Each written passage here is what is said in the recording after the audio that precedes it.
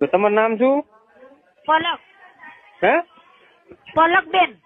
કેટલા વર્ષના તમે? 35.